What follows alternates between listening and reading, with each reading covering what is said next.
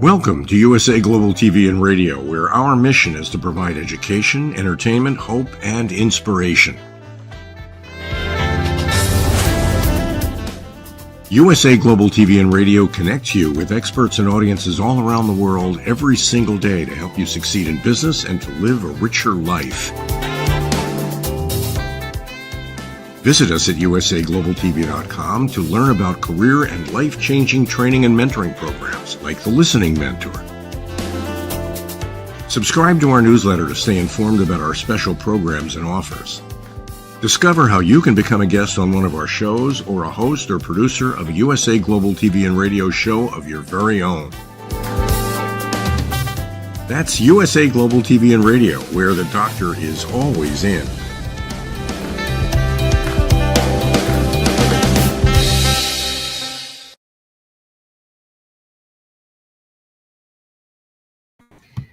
Good evening, good morning, good afternoon, depending on where you're listening to from, and welcome to another amazing episode of the Resume Whisperer. I'm your host, Joseph STETTER. So over the past couple of months, we've brought in different experts that talk about their experience in the field, what they have done to kind of progress in life, what they look for when they hire people, and what they do to create corporate culture internally. So today, we're actually hearing from a HR professional by the name of Kendra Dodd, who has over 20 years of experience, an enthusiasm for life, an abundance of energy. She's also certified as a Development Dimensions International trainer and a senior professional human resources, a university adjunct instructor, a master's degree in human resource development, and is also a life and career coach. She has kind of been throughout the USA and has been able to incorporate internally what creates great companies. Let's welcome Kendra Dodd to the show. Thank you. I am so glad to be here. Thank you. So let's start with kind of looking at your 20-year career history. What are one or two things that you're particularly proud of that you initiated as an HR specialist kind of thing to help improve and grow the company? I think the biggest thing is because I've lived in different places is within the areas I lived, finding out from a benefits, right? That was before you had entire benefits packages of what was important. From, finding a vision plan before vision plans became something that was important to when you're working, finding a place in a rest area, not rest area, but break room that's important, or having a workout facility within. So I think the biggest thing is finding the needs of the people in the area they're in at the time that they're in. And that can change within time as well. Okay, awesome. And so with that, would you mind sharing a specific example of where you might have come in where the culture or the appreciation of people wasn't ideal, and then you implemented some ideas or strategies to actually help kind of level them up and kind of have employees more engaged, more satisfied in the work environment? Right. I think the biggest thing that I think if for HR professionals or people to listen to is actually doing an assessment. So one of the locations that I transferred to, it was known that you would get fired there. That is the last place that HR professionals or the director would be. And so I did a lot of studies, like to the point it was a non-union facility that, I'm not saying I have anything bad about unions, but usually it means that if one is coming in, that there isn't a good relationship, that they need a third party to help with that relationship. So there'll be certain times when those things happen. So I think doing a needs assessment of like, when did those things happen, talking to historians, people that's been there for a while.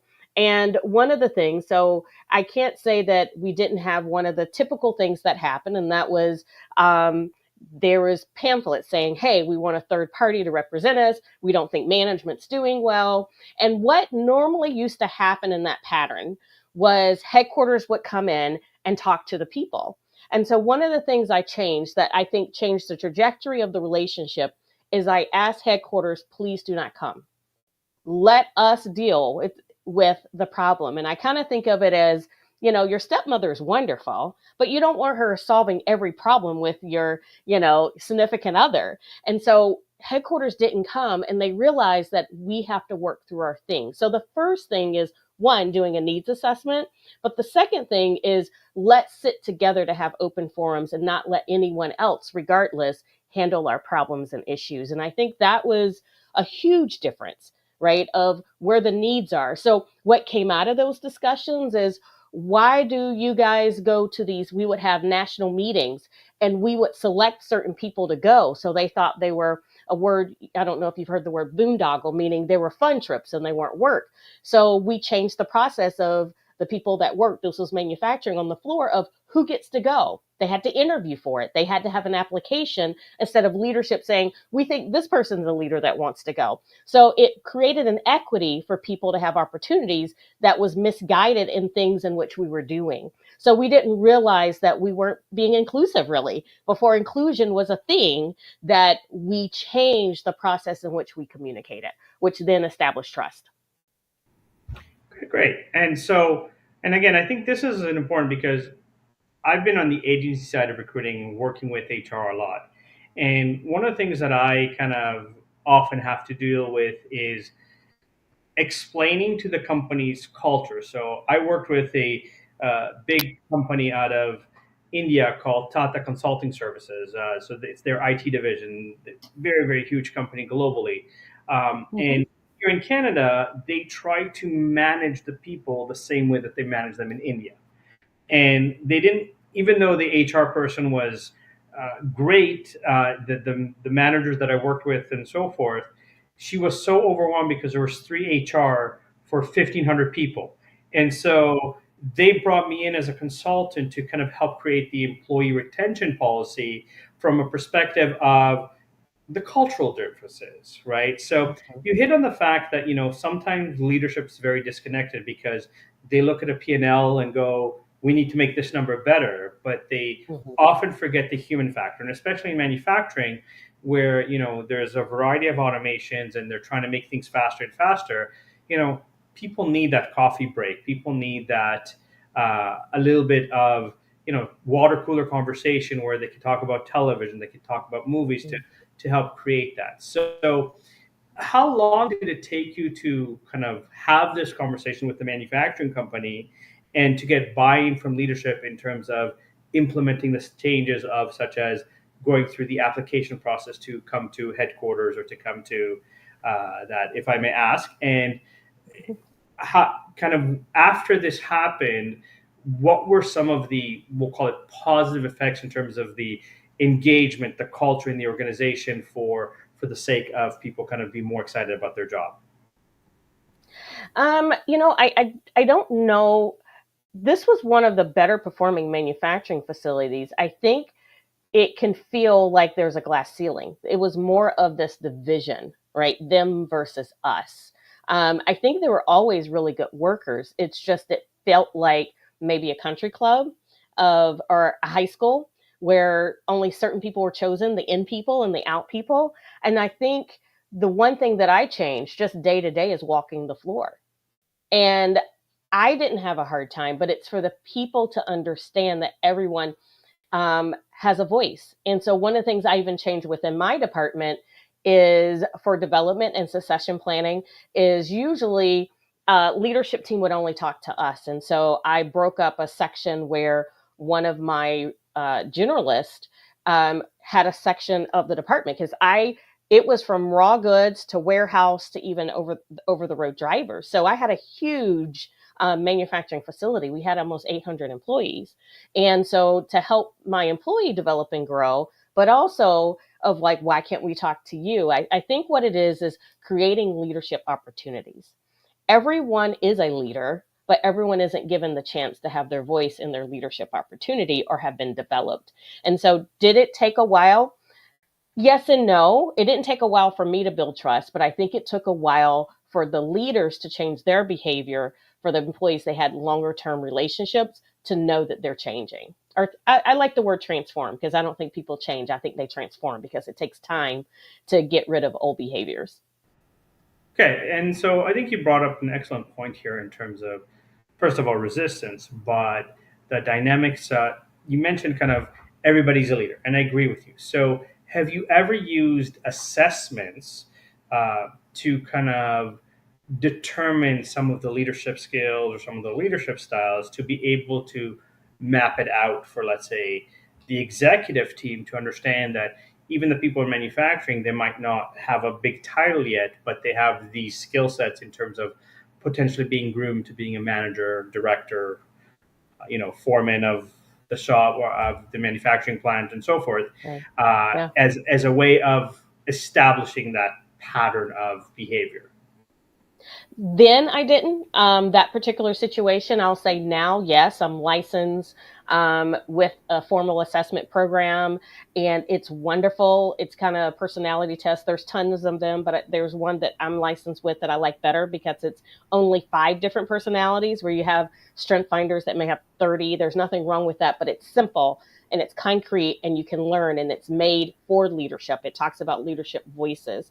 So now as a consultant, that's what I do. We look at what are your 5 voices. The key is everyone can be all 5, and we encourage you to be all 5, but knowing that you need all 5 to work as a team. And so, yes, there are assessments that I do now when I go in that has been validated. That's very important. Reliability, where people can understand each other and it creates a safe place.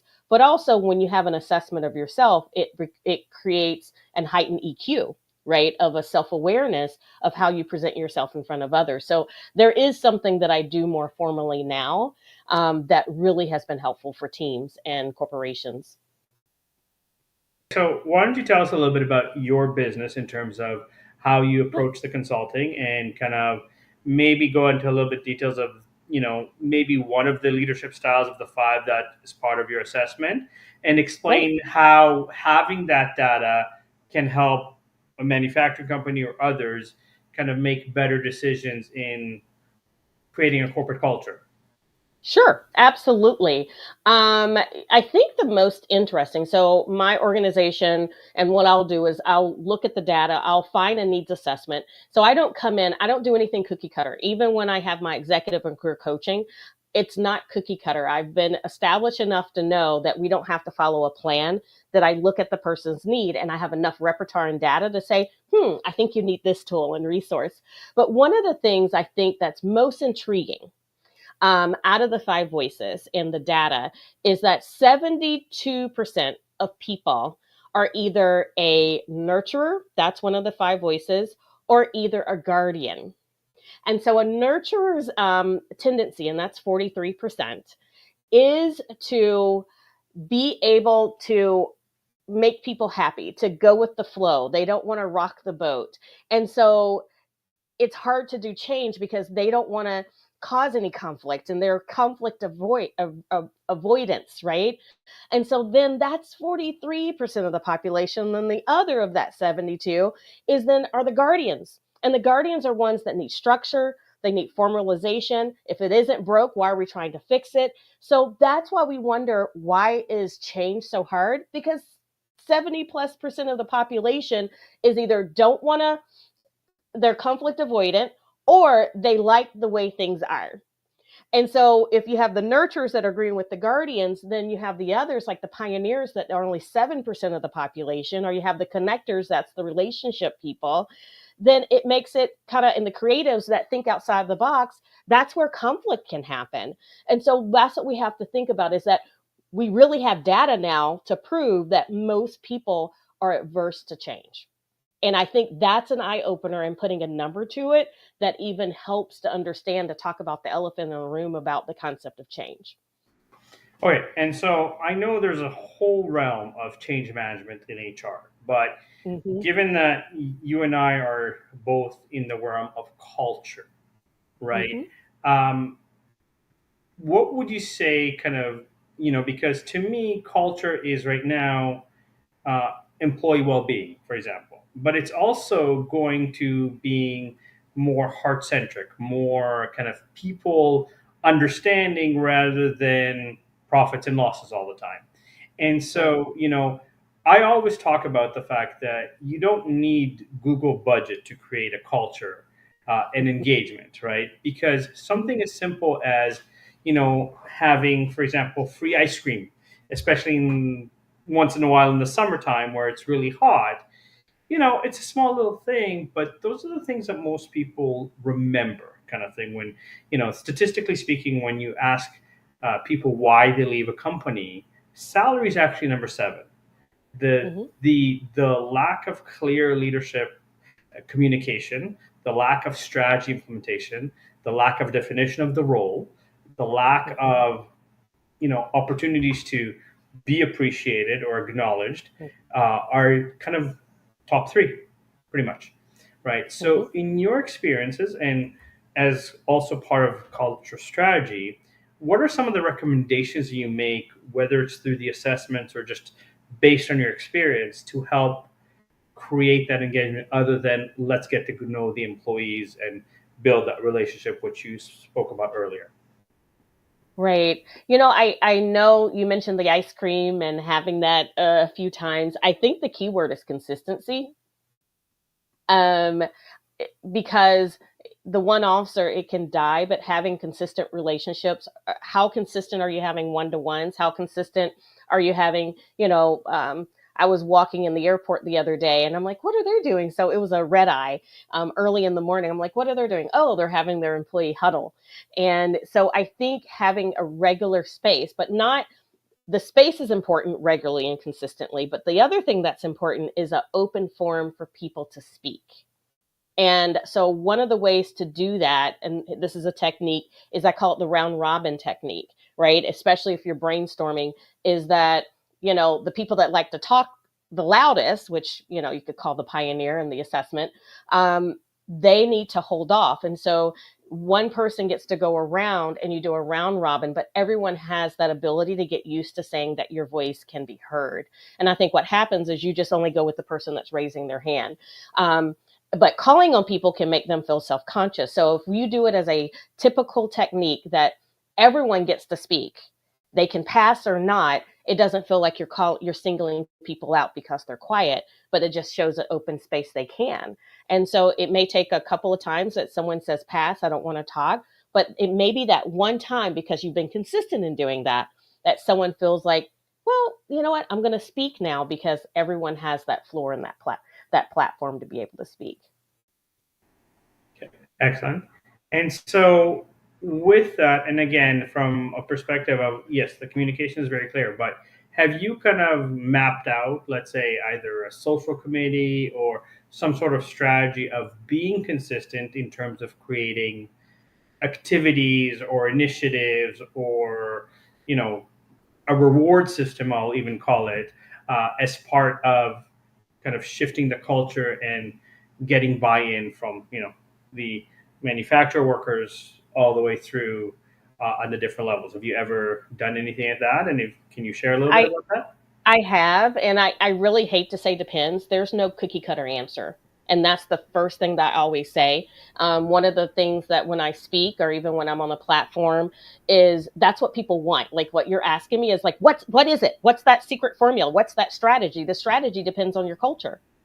And so one of the things I talk about is I call it the chocolate cake recipe. Do you know? I think there's like 3.8 billion chocolate cake recipes. And so that means there's so many billion ways to make a chocolate cake. There are so many billion ways to build a culture. I think what happens is first of all, a misnomer is that people say, oh, we don't have a culture. That will happen a lot of times. And I'm like, no, you have a culture. You might not have a culture you want. Behavior and how people respond to each other is a culture. Now, how effective it is then what you have to look at and change. So, I can talk about in the Northwest of when I was there. So you have different layers of culture. You can have from the region in which you've lived. I've literally, if you look at the United States, have lived from the West Coast to the East Coast, all the way down to the Southern states. And when you look at that, there's certain things that's important. Like when I was in the South, up down that region, what you'll call the Bible Belt, religion was very important. So there are other things that you did in community that was different. Where then when I was on the West Coast, independence was very important. So the strategy always starts with the needs assessment, but then is what can we do to create a way to make things successful, right? So in the South, it would be small groups, it would be community. And the South is how do you find PTO times? They believed in also what was very important is like sustainability. So we had things that were created for that in a point system. So I'm not saying that the strategy is following the process. The strategy is doing the assessment, having focus groups, having town hall meetings, and then creating what the need is for that person. I can't tell you to do what's across the street. I can't tell someone to do this. And that's the part that's missed a lot of times. And that's why things are missed because they're not looking at the vision internally and they're trying to mimic something else. And so what I call that is microwave solutions, or you're trying to dress up in someone else's clothes, and that just doesn't fit. Absolutely. And I can tell you, obviously, I'm someone that switched careers 9 times and jobs about 18 times. So, working in banking and insurance is very different than working in experiential marketing or working in even recruiting because I've been a generalist in recruiting. And so even my clients have very different dynamics where, accounting firms, very, very professional, very structured, but there's a very big difference between like the big 8 accounting firms that are globally known, such as Deloitte and Touche and Pricewaterhouse, and the small local ones, which have a different work dynamic kind of thing. And Mm-hmm. interestingly enough, accounting is one of those industries that tends to have the highest burnout rate. So especially with people that are doing public accounting, because it's almost required during tax season to work 80 to 100 hours. And the problem is that many of these companies don't necessarily do anything in the off hours to offset there, where they can kind of go flexible hours, banked vacation in terms of the hours at work, or extra kind of initiatives that can help. Mm-hmm. So, as a consultant, tell us a little bit about your business and kind of what are your specialties and kind of demographics or types of clients that you like working with. Yeah. Yeah. No, I'm open to industries. It seems like lately, healthcare has been an open industry, but I definitely am very familiar with manufacturing. I think the part larger organizations, I understand larger organizations more mid to large size than really small size. I have more relevancy there. But I think what's very important is team conflict. One of my clients I've had for 6 years, I asked her, I said, what made you choose me and what continues to make you choose me? And she said, anytime all things culture, when there's a hiccup or there's something within a small group team to a department, I'm going to call you and say, how can we have help? And that's what she's done, even with the executive leadership team. So I help with that. I help with conflict resolution. I help with finding that strategy, right? finding it culturally for that department. But also, what I love doing is also for mid-level managers. So for my executive and career clients, it's mostly mid-level managers. It's either someone that's been a leader for the first time that's directly with people, or it's, they're a director and they have to manage moving up. So mid-level managers are my sweet spot. Either they're going into that position, they might have been a supervisor, but not with full development responsibility. And so that's what I love doing and I enjoy.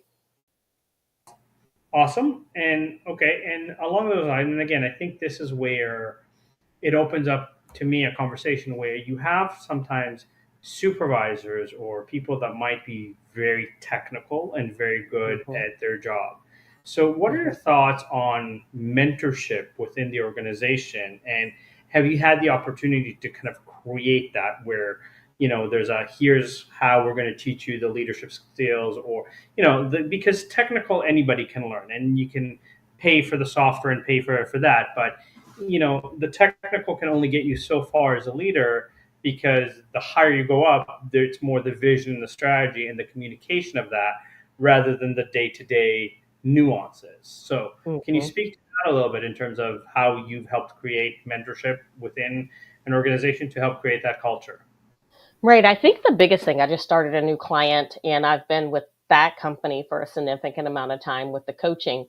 And I think the biggest thing there is I look at the whole person.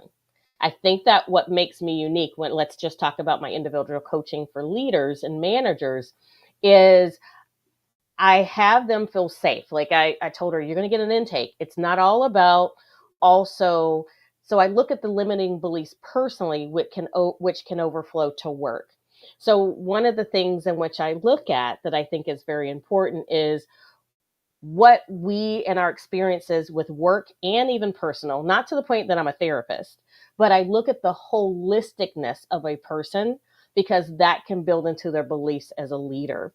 And so that's one of the things that I really look at is what are your personal goals? Are your business goals? Because I think the one that's coming to mind right now is I had this leader, she was struggling and she was like, I'm trying everything, but all of a sudden I hit a wall and come to realize her husband had lost a job, but she didn't mention it to me.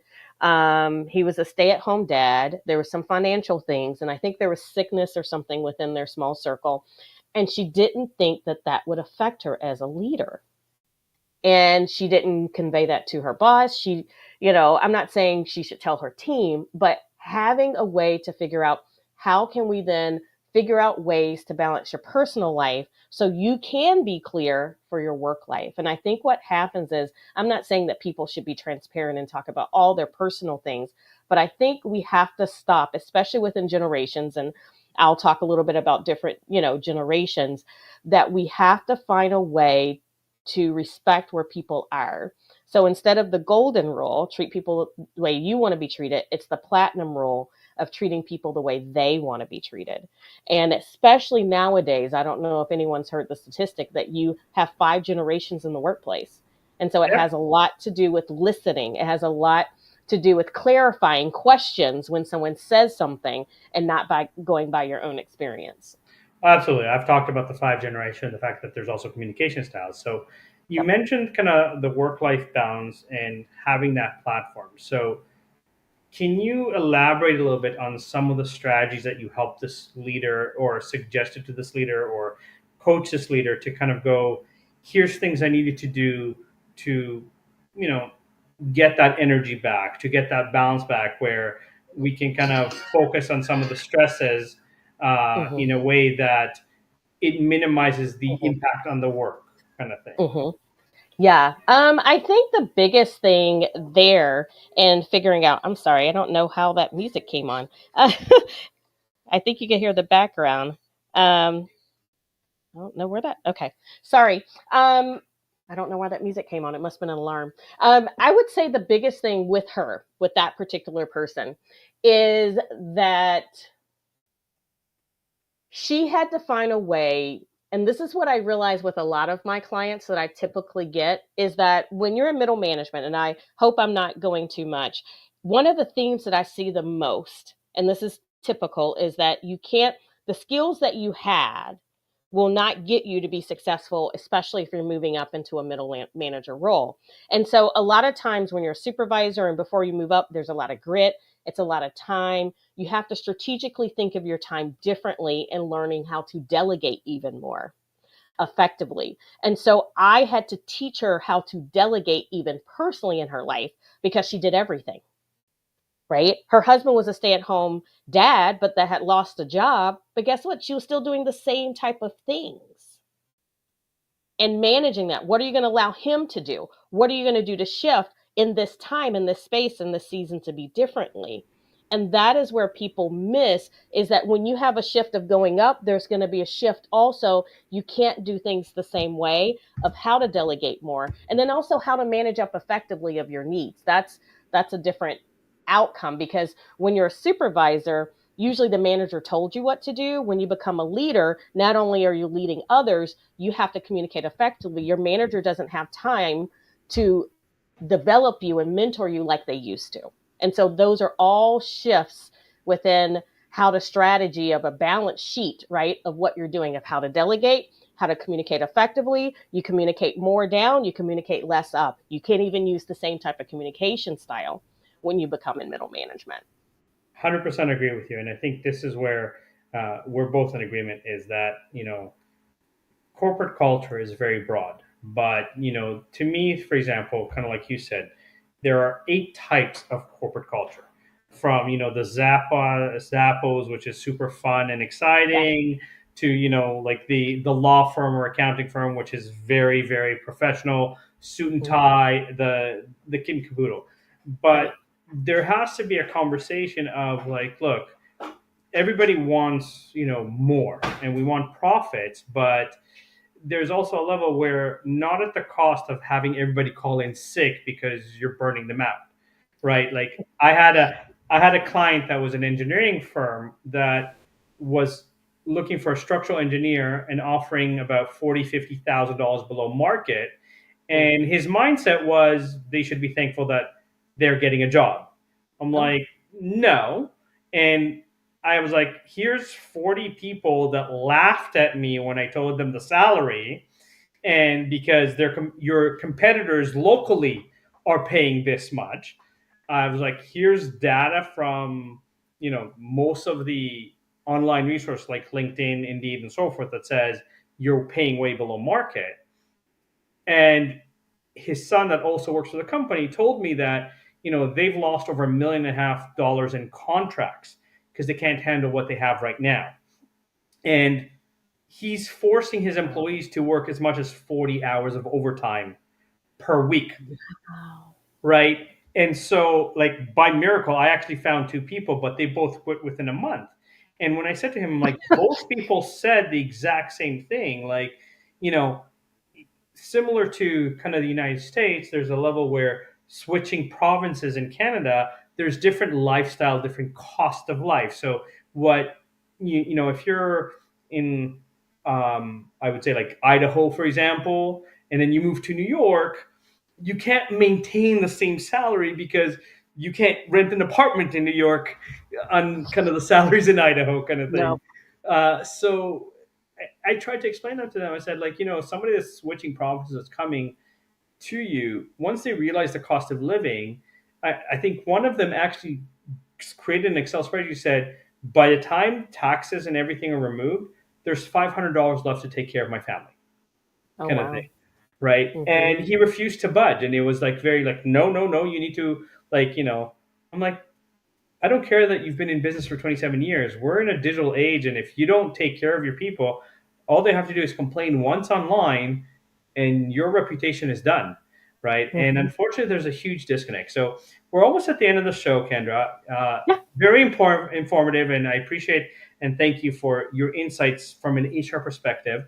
Why don't you tell, final thoughts on kind of organizational, cultural strategies and kind of what you specialize in, and kind of how or why, even though we have the ticker below, how people can get a hold of you, and, kind of what you enjoy, or what are some of the, as much as you can be a generalist, you mentioned you like manufacturing, you like bigger companies.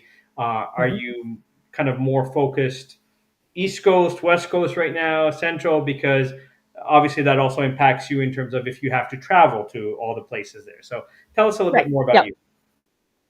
I think I've lived. So just even to go, if I like the places I've visited and where I've lived in the Pac Northwest. So Washington State, Oregon. I've lived in Utah.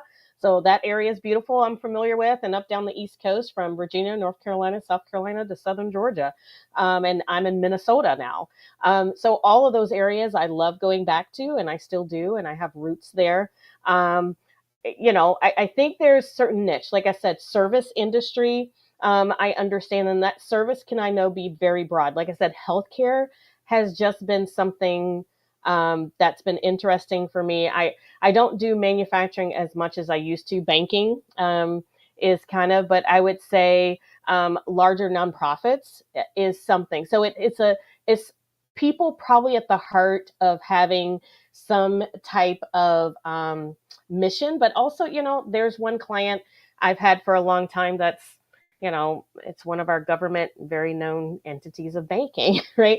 So government entities, I've spent time with as well as far as groups. So what does that leave out? Heavy sales, right? I'm not into sales per se and what that does, but I would say something within providing a service in some kind of way has been a niche for me. And I think the biggest thing for people to find me, they can, I've stopped for a little hiatus, but I love writing. You can find me on LinkedIn at KendraQ.com. At KendraQ.com. You can find me on LinkedIn. But if you go to KendraQ.com, I love writing there. I actually wrote a book too. So even if you want to do a self-assessment, a little bit of what do I do? It's called Perspectives.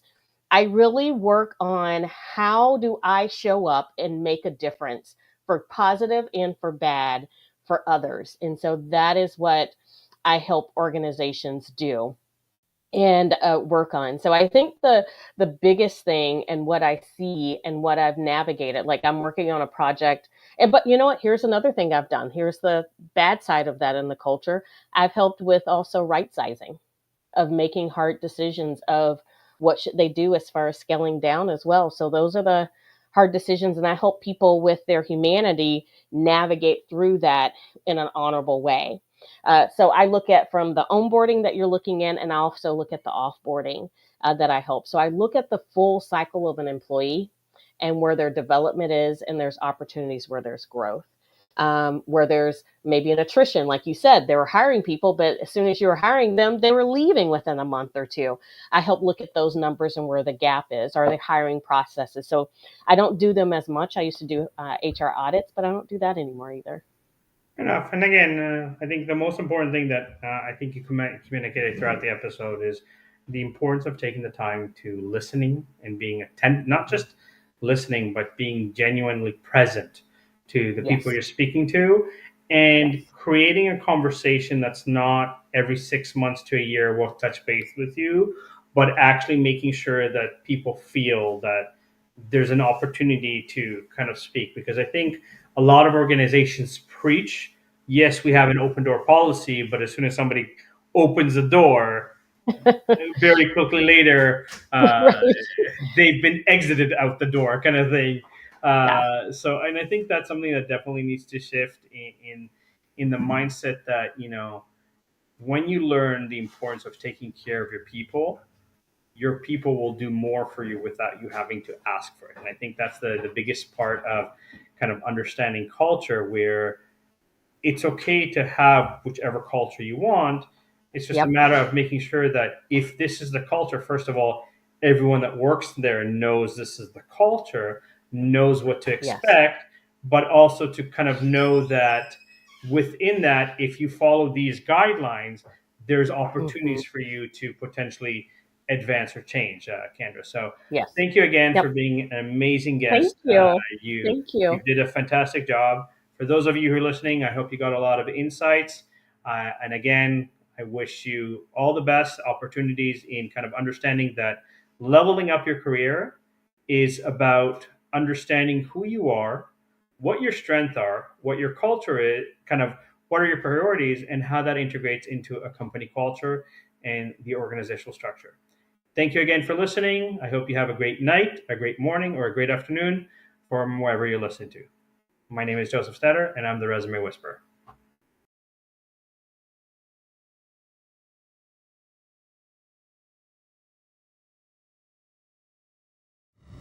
The last few days have been really amazing. I had a trainer course from the British School of Etiquette. And I must say it's been one of the best decisions I've ever made and one of the best investments I've made in my own training and development. Now, words alone will not describe the transformation and the positive path that I have traveled with the British School of Etiquette. I found I learned a lot from the lessons this time I came. The last few days with the British School of Etiquette have been fantastic. And what I've learned now is really beyond my expectations. This is the most rewarding experience and the best investment I have made this year. It was just great. I learned so much, and when I go back to Belgium I will incorporate a lot of it into my day-to-day life and business. It's been absolutely wonderful for the whole week that we were here. I feel transformed, and I feel like blowing a trumpet and tell people, come and do this school, this class is the best, this is the best school ever. You should take it. It will change your life immediately. I am now able to teach other people how to bring the best of them. Thank you. Thank you, BSc. Thank you. Thank you so much.